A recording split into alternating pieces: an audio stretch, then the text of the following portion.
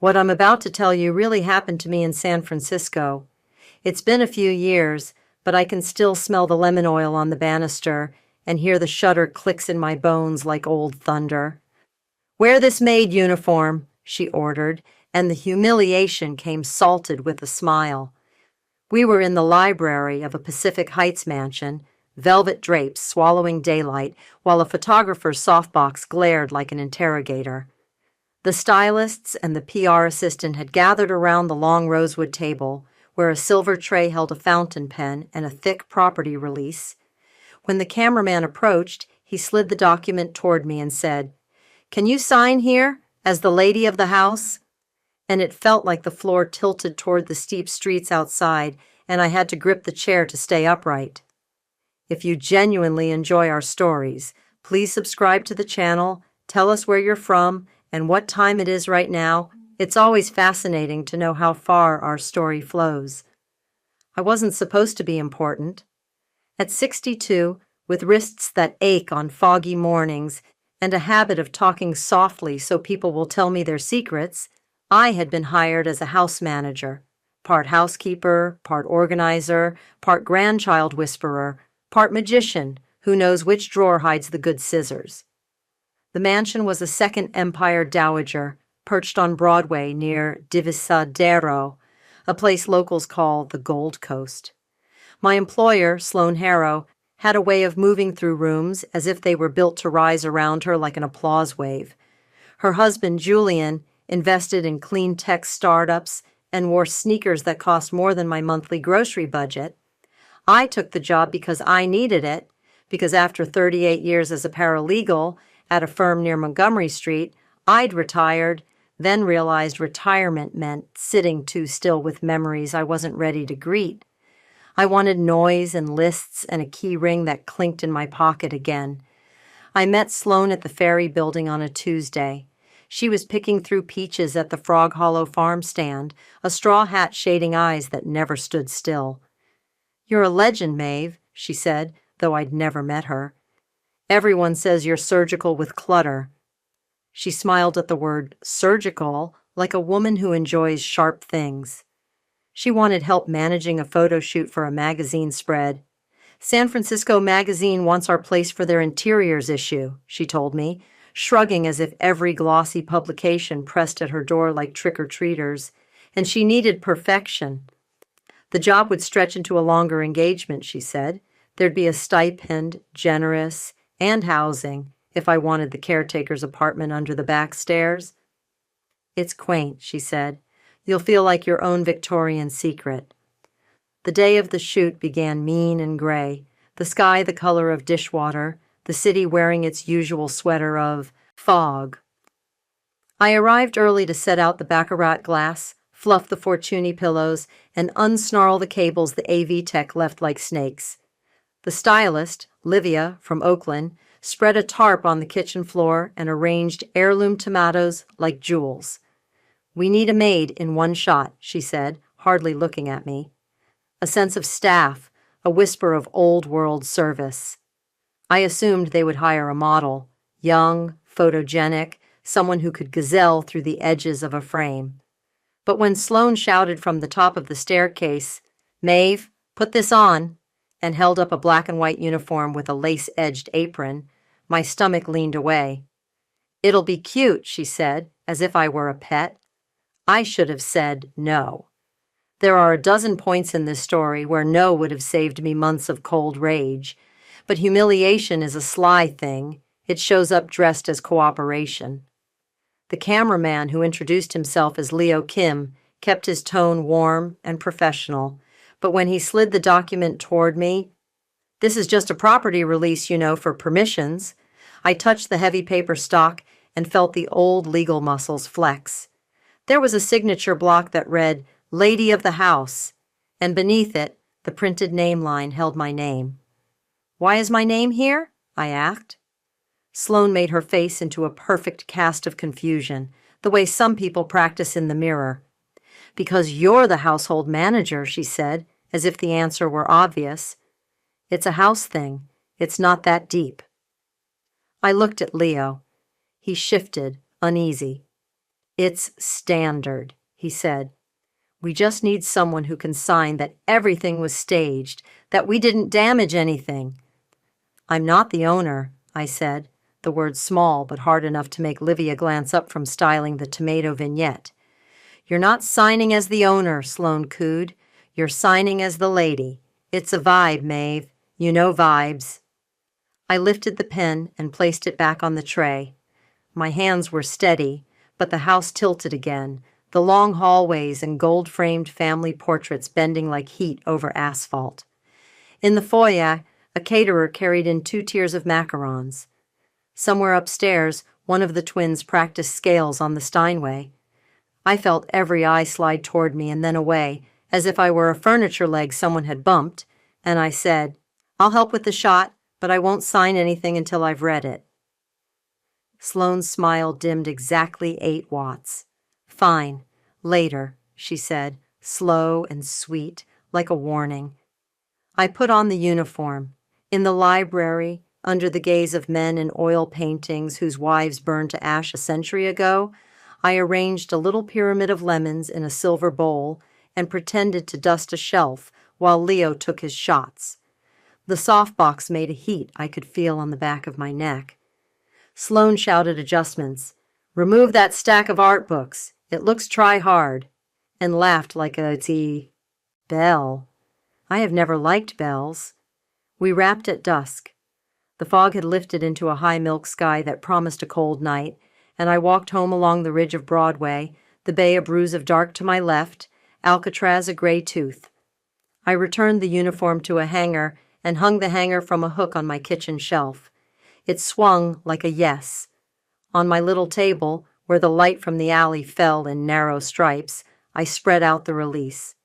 It referenced the mansion's address and described the lady of the house as authorized to consent to publication, staging, and representation of lifestyle. At the bottom, on a page that had been tucked just behind, was a rider. Signatory affirms that the attached 2-page addendum regarding household depiction and public access events is acknowledged. I flipped and found a second document with a different letterhead, no longer the magazine's, but something called Harrow Foundation, LLC. The addendum was not a magazine release. It was a consent to host a series of charity open houses, proceeds to a foundation that did not exist in my last search of public filings. A couple of paragraphs deep, I saw it. Signatory, as lady of the house, represents that she is authorized to bind the property's resident stakeholders and to coordinate public access. The signature line was the same. The printed name was mine, and the notary block was empty, but stapled behind it, like a throat behind a smile, was a photocopy of a notarial acknowledgement from a different document entirely, bearing my name, bearing a date from 2 weeks earlier, bearing the raised seal of a notary in Newcastle County, Delaware. I stared until the words blurred.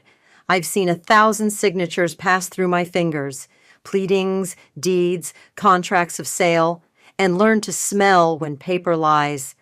This paper reeked. I had never signed anything for them except a W-2 and an NDA the day I was hired, yet here was a notary stamp floating in space, ready to be appropriated. I ran my thumb over the embossed seal on the photocopy. Of course, you can't feel an emboss through a copy, but my skin remembered the give and lift of such paper and knew that somewhere an original existed. And if there was an original, I wondered what else bore my name without my knowledge. That night I slept in the caretaker's apartment with the uniform watching me from its hook, and for the first time in years I locked my bedroom door from the inside.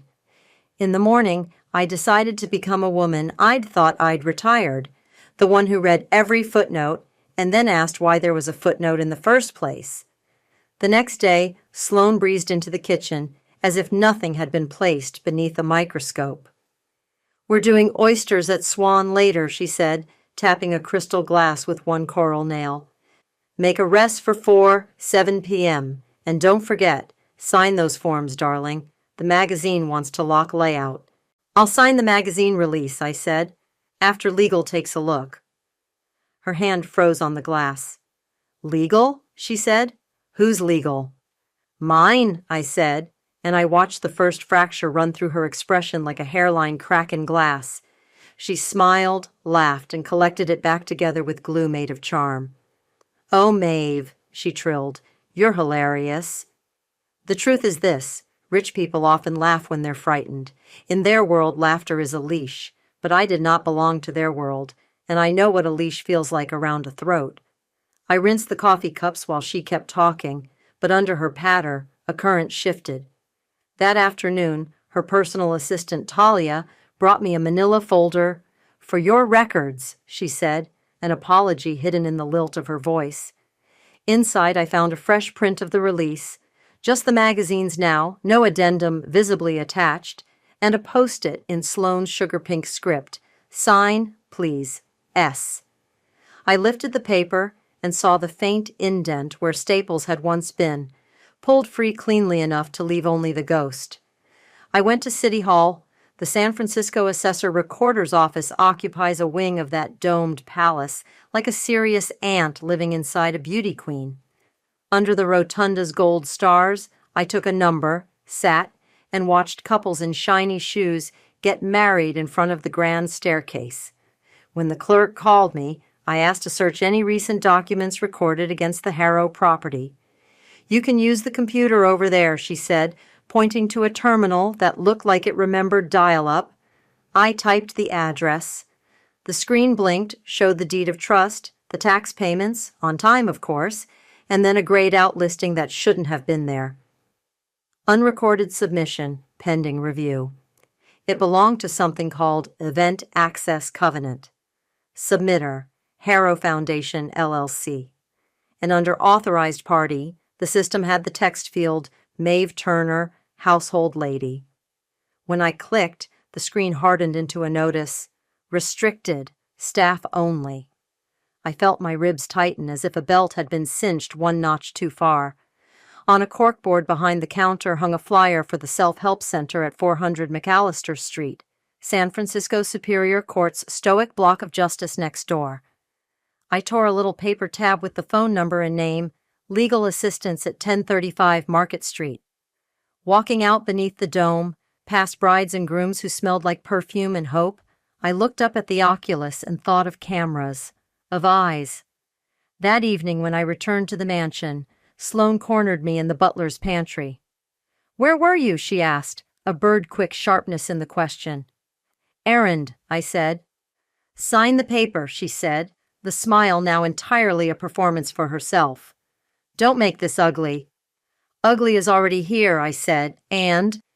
For a second, I thought she'd put her hand on my arm. She didn't. She leaned in, her perfume a clean cold thing like crushed ice, and rested the point of her nail on the edge of the silver tray where the pen waited. "You're making a mistake," she whispered, and the smile vanished altogether. "You work for me."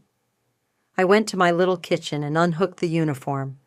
I laid it on the table and smoothed the apron with my palm. The fabric remembered someone else's shape. I took out my phone and scrolled to a name I hadn't needed in years, Carmen Alvarez, a bartender at the Page on Divisadero and the best gossip repository north of Market Street. "Do you know a photographer named Leo Kim?" I asked when she picked up. "Everybody knows Leo," she said. "He's clean." "Why?" "Because I think I'm being erased and rewritten," I said, and as the words left me, the uniform stared with its blank bodice like a mouth, waiting. 2 days later, I sat at a metal desk in a downtown office that smelled like old carpet and new determination. The sign on the door read, "Legal Aid at Work." 180 Montgomery had been my old world. Now 1035 Market was my new one. The attorney who took my intake was named Asha Patel, mid-30s, smart eyes, a pen that moved like a metronome when she listened. I brought copies of everything, each in a clear plastic sleeve, as if that could keep them honest. Asha read, eyebrows climbing when she hit the addendum.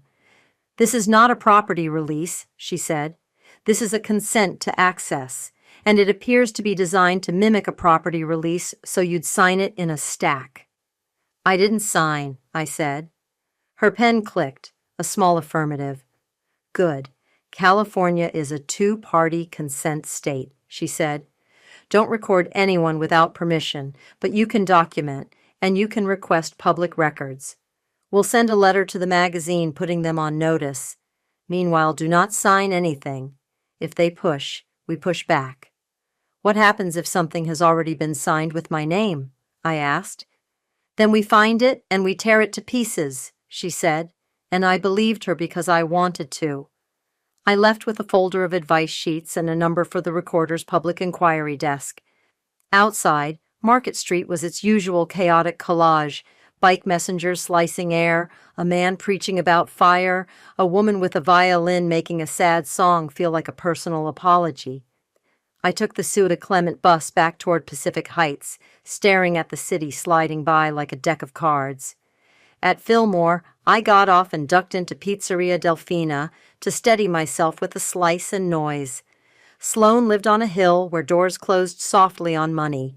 Legal Aid lived in a building where I could hear courage through drywall. Both were real San Francisco, as honest as fog. When I returned to the mansion, the gate stood open. In the driveway idled a black SUV that I'd never seen, engine low and patient, like a big cat. Inside, the house was quieter than money usually allows. On the console table, a bouquet of calla lilies arched like swans. In the library, Sloane stood with a man I did not know. He was handsome in the way money sometimes makes men handsome, by smoothing the rough parts until there's nothing left to hold. Maeve, Sloane said, that bright politeness she wears like a tiara. This is Victor, from the foundation. Which foundation? I asked. Ours, Victor said, smiling without warmth. The Harrow Foundation. We're going to do wonderful things. Like change the locks on who's allowed to be called a lady? I said. Victor tilted his head, interested at last. You work here? He said. For now, I said, and he laughed. That night, while the twins practiced scales, I slipped into the pantry where the family kept their recycling, a filing system of its own. I found a crumpled FedEx envelope with a torn shipping label addressed to Harrow Foundation, LLC, CEO a registered agent in Wilmington, Delaware. The date matched the notary acknowledgement photocopy. I flattened the label into my notebook, closed it, and listened. Somewhere in the house, Sloane was on the phone, speaking in a tone even money keeps for emergencies. Light, brittle, fake, casual. She hasn't signed, she said. I'll handle it. A pause, and then a laugh like a leash, pulling tight. I slept little. When I did, I dreamed of a pen scratching my name until the paper tore. In the morning, a text from an unknown number blinked onto my screen. We need to regularize your status. Meet me in the library at 10. S. Regularize. I've written that word in contracts. It means to rearrange the facts until they behave. At 10, I went to the library carrying my old paralegal spine like a weapon. Sloane and Victor were waiting with the glossy property release. Only now, tucked just behind, a different addendum. The language tightened, the notary block blank, catching light like a blade. Sign, Sloane said softly. Please. No, I said. Victor smiled. You could lose your job. Then I'll lose it, I said. He leaned forward, lowering his voice as if confiding kindness. These events, they're for charity. You'll be part of something bigger. Think of the photos. You like photos. I don't like lies. He shrugged, as if to say, same thing. I left the room, my hands steady, my breath a mess. In the hallway, on the console table, the calla lilies had begun to yellow at the edges, a decay you only see if you've watched flowers long enough to know where beauty ends and pretending starts. That's when I decided I would not be erased. I would make the paper tell the truth. I called Leo. He did not pick up, so I went to find him. Leo rented a studio in a dog-eared building on 16th near Mission, 4 flights up, the stairwell painted a color that believes in second chances. When he opened the door, he looked surprised, then guilty, then careful. Maeve, he said, I was going to call you. You asked me to sign as lady of the house, I said, stepping inside. The studio smelled of C-stands and espresso. Did you know what they tucked behind the release? No, he said instantly. I swear. Show me your files, I said. Show me the release you sent to your editor. He hesitated, then moved to his desk, the chair squeaking a long apology. He pulled up a folder. Harrow. Inside sat 2 subfolders, selects and paperwork. He opened paperwork, and there it was. The magazine's release. Normal, boring, the sort of thing that only becomes dangerous when you slide in a twin wearing a mask. This is all I have, he said, hands up. But he scrolled, clicked an email, frowned. They sent me a PDF to use for the house signatory. It wasn't my usual form. It came from Talia's email. See? He pointed. The PDF's metadata showed a creator I recognized, some brand manager Sloan used, and a print date 2 hours before I'd been asked to wear the uniform. My name was pre-filled. My eyes found the smallest thing. The hyphen in my last name had been removed, a sloppiness that becomes a trap. Will you testify to this if I need you? I asked. He looked at me, then at the light drifting through his south-facing window, then back. Yes, he said quietly. I don't like being used. I walked back to the bus stop in a wind that smelled like fried dough and exhaust and something sweet from a bakery on Harrison. On the ride to City Hall, I rehearsed the shape of what was coming. I would send the magazine a letter through Asha. I would request records. I would not be intimidated by the kind of people who think paper is an obedient dog. And when the bus reached Van Ness, I stood, pulled the cord, and stepped out into a city that had always made room for both lies and the people who hunt them. The next morning, the hunt began. I started with the recorder. The public inquiry desk confirmed a pre-submission packet had been filed by Harrow Foundation LLC, seeking to record an event access covenant that would classify the mansion as a venue for public charitable tours, subject to certain tax treatments, homeowner association approvals, and neighborhood notifications. Who is the authorized signatory? I asked, thighs trembling under my skirt, where I stood to keep my voice from shaking. A pause, paper rustling on the other end of the line. It says, Household Lady, Maeve Turner, the clerk read, then added, Is that you? Yes, I said, and I did not authorize it. Oh, she said, and I heard compassion lean forward in her chair. Then you may want to file a fraud alert with us. We have a process, and you should probably talk to the city attorneys, office, neighborhood, and residential affairs. They see a lot of creative paperwork. Thank you, I said, and wrote until my hand cramped. That afternoon, a courier arrived at the mansion with an envelope addressed to me. Inside was a cease and desist letter on heavy letterhead from a downtown firm that had once been my firm's opponent, Thompson and Gelder. The letter accused me of interfering with a charitable undertaking, of defamation, of breach of confidentiality. It instructed me to appear at a clarification meeting at their office at 1 Market, 10 a.m. Monday. It was Friday. The letter smelled like expensive cologne and gall. I took the letter to Asha. She smiled a small wolf smile. We'll go together, she said, and you won't speak unless I tell you to. On Sunday, the house held one of those dinners that make a scene on Instagram. A chef from Zuni Cafe did a chicken with bread salad that made the guests moan as if butter were aphrodisiac. Sloan floated in silver silk. Maeve, she said halfway through the evening, as if we were girlfriends, I hope you'll dress properly for our meeting tomorrow. I own exactly one proper dress, I said. You've seen it at funerals. She laughed and touched my arm. The touch was light, casual, but I felt it all night, like the idea of a bruise.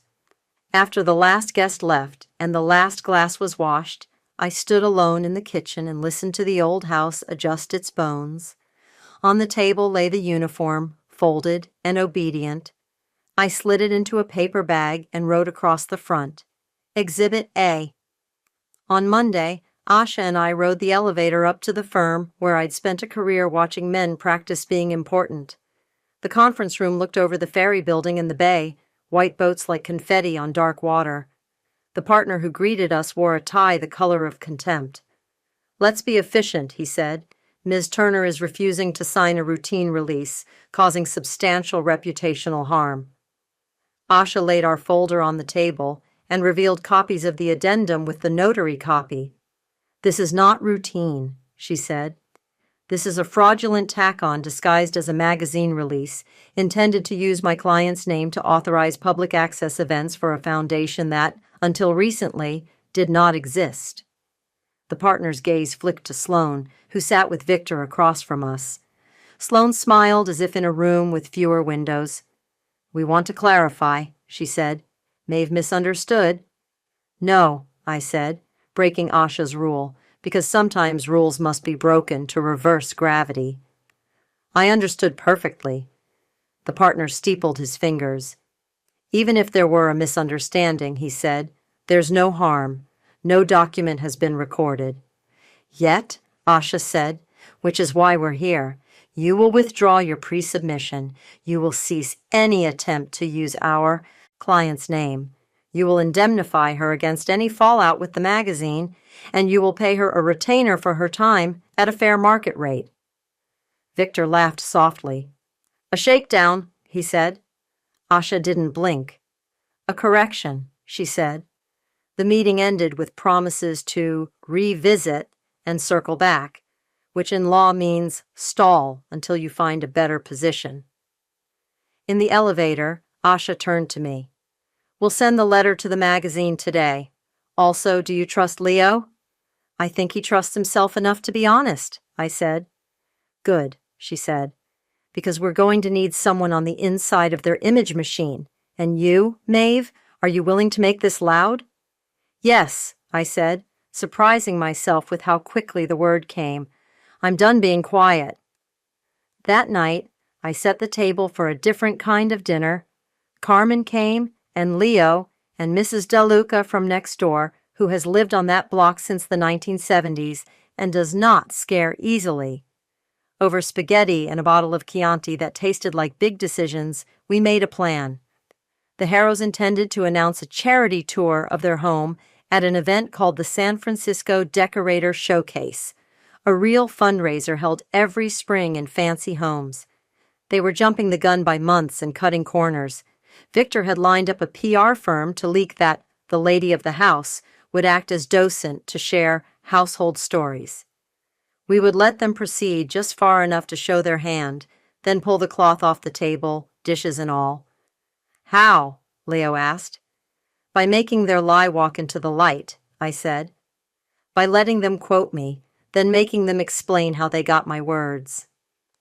Carmen lifted her glass. "To the lady of the house," she said, and we all laughed, because you have to. The first public move came through Instagram, as such moves do. The PR firm posted a moody photo of the mansion staircase, shot by Leo, used without his permission, and a caption, "A private preview, hosted by the lady of the house, in support of the Harrow Foundation's New Youth Arts Initiative." Comments bloomed like mold in a dark fridge. I screenshotted everything. Asha sent a thunderous letter to the PR firm, the magazine, and the Decorator Showcase board. Leo posted in his story, "Image used without permission. Release not granted." Sloane DM'd him sweetly. He left her on red. 2 days later, I received a calendar invitation from Talia. "Introductory docent training, Thursday 3 p.m., library." I accepted. In a city of hills, sometimes the fastest way up is straight. At 3, I walked into the library with Exhibit A, the uniform, folded over my arm. Sloane and Victor sat with a woman whose blazer announced sharp elbows. "This is Margot," Sloane said. "PR." Margot flashed a smile that had never once touched her eyes. "We're here to make sure your voice is aligned," she said. "Aligned with what?" I asked. "Our narrative," Victor said. They had written a script. It included little anecdotes about the family's love of European craftsmanship and the lady's devotion to civic life. It had phrases like curating a legacy, At the end, a line that tasted like aluminum. "Welcome to our home."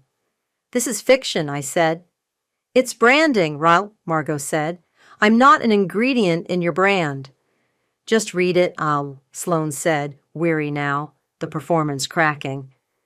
I read, because sometimes you have to taste poison to recognize its recipe. When I finished, Margot nodded, pleased. "Wonderful," she said. "We'll get that to copy and send it to the magazine for the sidebar." "No," I said. "You will not." Victor leaned back. "What will you do, Maeve?" he asked. "Sue us? Over a party? Over nothing?"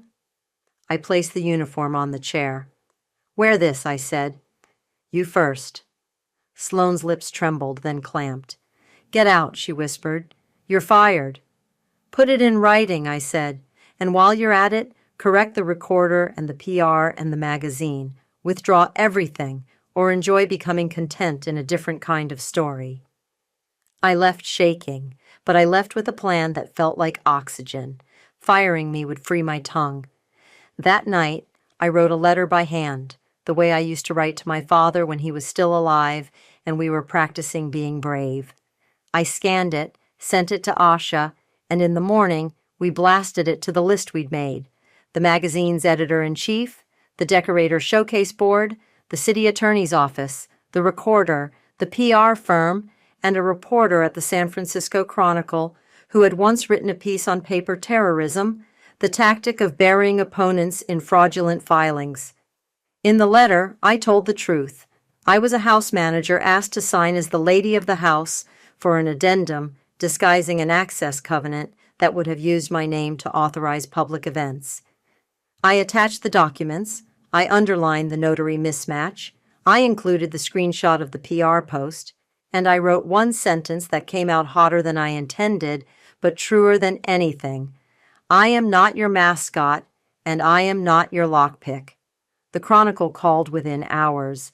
The reporter, a woman named Rhonda Singh, whose voice could cut glass gently, asked to meet. We sat on a bench in Lafayette Park, looking at the mansion's roofline peeking over trees like a crown that needed dusting. I showed her everything. She listened, took notes, and asked the questions that matter. What did it feel like? When did you know? What happens next? I told her it felt like my name had been kidnapped. I knew when the paper lied, and what happens next is that liars lose courage when you drag their lies into daylight. That afternoon, the magazine emailed an apology so thick with qualifiers, it nearly collapsed under its own weight. "We were unaware of any addenda," it said. "We have paused production." The decorator showcase board sent a polite and firm, "We have no relationship with the Harrow Foundation." The recorder confirmed receipt of my fraud alert and placed a hold on any document bearing my name without direct verification. Sloane, however, responded the way people respond when they've always won, with more force. A courier delivered a second letter from Thompson and Gelder, this one laced with phrases meant to frighten.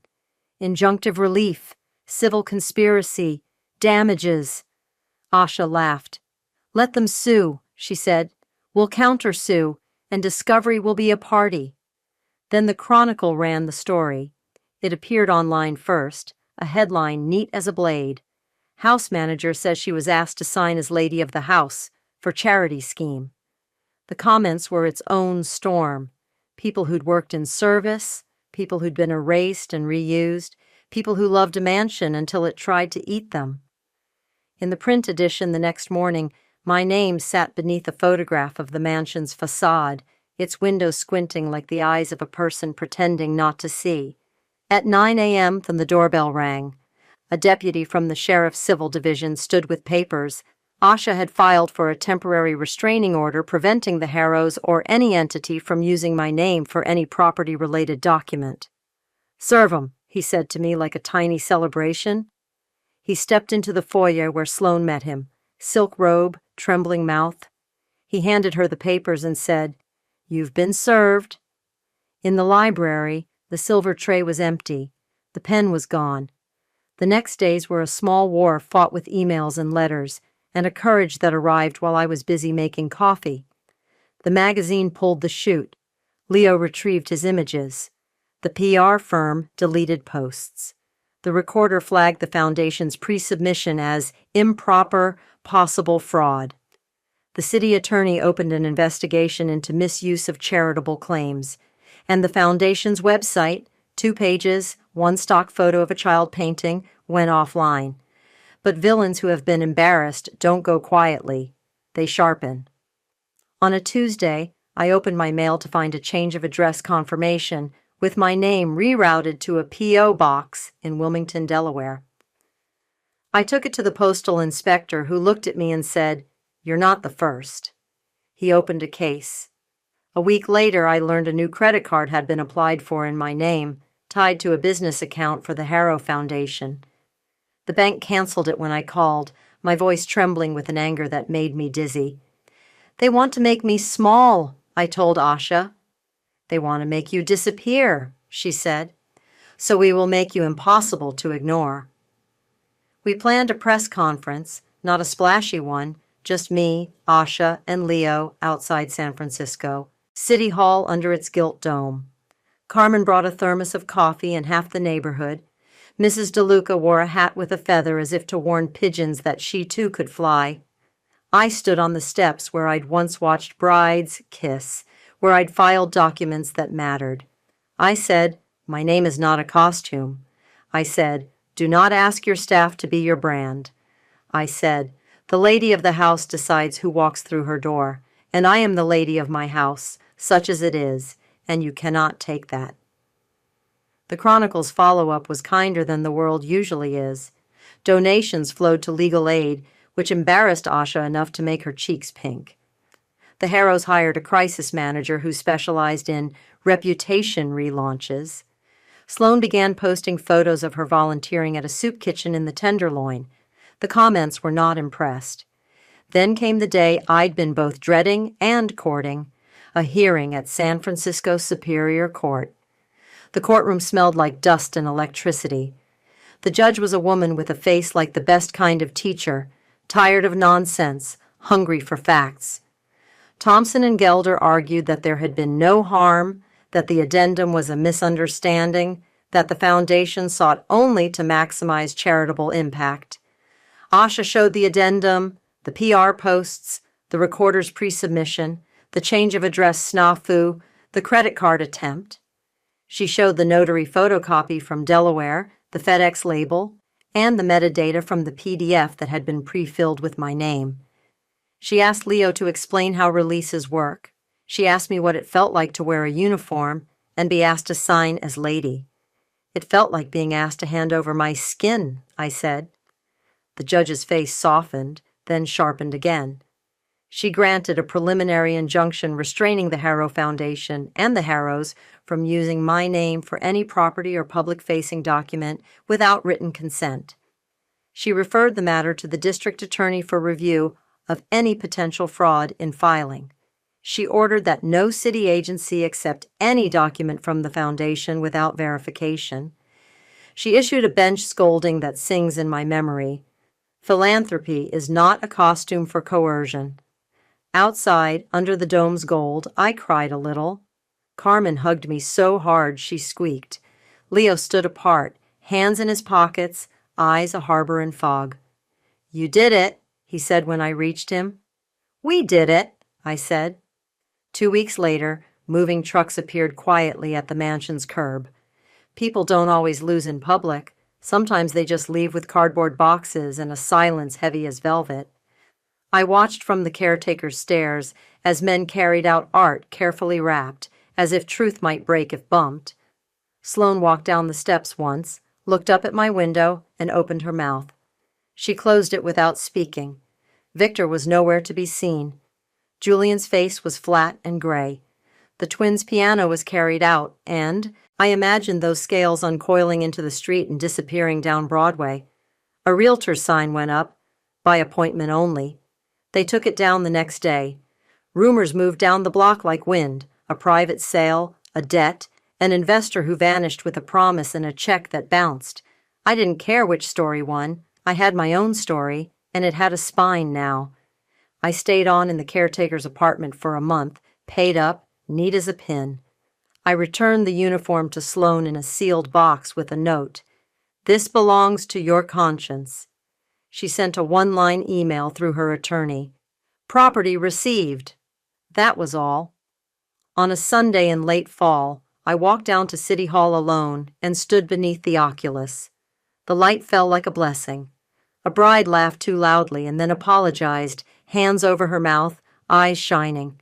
I thought of the first time I had signed a document that meant something, and of the many times I'd watched men turn signatures into weapons. I thought of how easy it is to erase someone by making them a role rather than a person, and how sweet the word no can taste when you say it early enough and loudly enough and often enough to become a chorus. There was one thing left to do. I had spent months in reaction. Revenge, properly done, is a proactive art. Sloane had used paper as her weapon. I would use it as mine, but cleanly, legally, beautifully. With Asha's help, I filed a civil suit for misappropriation of likeness, attempted fraud, and intentional infliction of emotional distress. We kept the damages modest and the facts sharp. We requested declaratory relief that would require any entity associated with the Harrows to notify me of any use of my name within 72 hours. We sought attorney's fees, we scheduled depositions, and then we settled. The terms are wrapped in confidentiality I can't break, but I will say this. The settlement felt like exhaling at last, like the city's persistent wind had finally turned and was pushing at my back instead of my face. After, I took Carmen to Zuni Cafe, and we split a chicken that tasted like a thank you. Leo joined us late, hair a mess from a shoot, eyes tired with a good kind of tired. He slid a small package across the table. Inside lay a photograph, the one from the library, the softbox glow, the silver tray. My hand stopped in midair before I touched the pen. He had printed it large on thick paper, a perfect black and white that made time behave. "For you," he said, "to remember that you didn't sign." I hung it in my apartment, above the key rack, so I see it whenever I leave. The frame is simple, the image not. People who visit sometimes glance at it and then away, as if the photograph were the one looking. "Nice shot," they say. I nod. There is a second print rolled in a tube under my bed, just in case the first gets damaged by a careless elbow or an earthquake. Some things you keep twice because once is too delicate for living. One evening in winter, when the city glowed like a lantern, held at the throat of the bay, I walked the hilltops alone and let the wind play with my hair the way a kind hand does. From the sidewalk, I could see the mansion dark and shuttered, a great sleeping thing. I didn't feel victory so much as relief, the way you feel when you hear a lock click shut behind you and realize it is your lock, your key, your door. I stood at the gate and reached through the bars. The iron was cold. I said out loud, to nobody and everybody, "The lady of the house is me." The next day at the recorder, I filed one last paper, a simple notice of interest that attached to my name in their system, a note in the archive that would always trigger a call if any document attempted to pair me with that address again. The clerk smiled. "Smart," she said. I walked out into the rotunda and watched dust motes lift and fall in the sunlight like tiny planets with private orbits. In a city where earthquakes measure who remembers their foundations, I had found mine. And because someone will ask, yes, there was revenge beyond papers and courtrooms. It arrived quiet, jobs that stopped returning Sloane's calls, an invitation rescinded from a fundraiser where reputations are minted, a whisper network that remembered every server, every assistant, every driver told to wear a costume, and then made to sign. Revenge doesn't need an audience to be complete. It needs truth and a ledger balanced. Mine is balanced. On my kitchen shelf, a brown paper bag holds a uniform folded in perfect squares. I haven't opened it since I sent one back in a box, and kept this one for reasons I don't discuss. Sometimes late at night, when buses breathe in the alley and the city's spine creaks, I touch the bag lightly and feel the cloth breathe back through the paper. I could donate it to a theater troupe, I suppose, or cut it into rags. I don't. I keep it the way some people keep a scar, not to admire, but to remember exactly where the knife went in and how it feels to take it out and lay it on a table for everyone to see. Even now, walking past a window where a softbox glows like a moon, I taste tin at the back of my tongue and I hear the shutter cracking open, swallowing light. I think of Sloane's nail touching the pen's edge, the almost touch that is a threat. I think of the staircase where people posed and pretended that standing higher makes you worth more. And then I turn toward the wind and let it push at my back again, and I go home to a door that only opens for my key, and a wall that holds a photograph of a woman who refused to sign her life away, and a room where the only uniform that fits me is a sweater the color of fog. There are stories you tell to be forgiven, and stories you tell to be feared. This is neither. It's a record. It happened. And if you ever find yourself in a room where someone you work for holds out a costume, with one hand and a pen with the other, remember this. The costume is only cloth. The pen is the weapon. And the most dangerous thing you can do, the thing they never expect, is to set both down very gently and walk away while the camera is still watching. The end.